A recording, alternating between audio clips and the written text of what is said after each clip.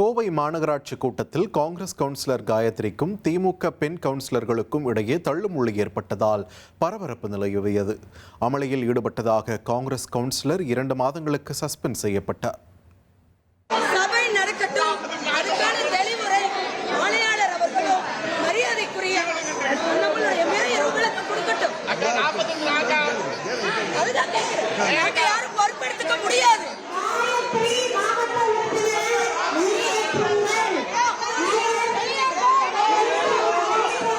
ஆணையாளர் அவர்கள் விளக்கம் கொடுங்க, நாங்க சம்பந்தப்பட்டிருக்கோம், எங்களுக்கு விளக்கம் கொடுங்கன்னு கேட்டோம்.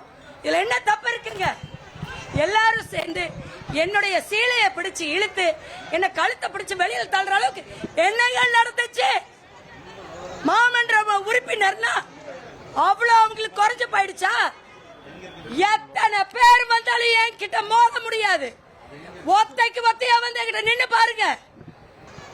கரைபடியாத கைகளான என்னுடைய தந்தையார் அவர்கள், முன்னாள் மேயர் காலனி வெங்கடாஜல் அவர்கள் மகள் சொல்கிறேன், மார்த்தட்டி சொல்லுவேன்.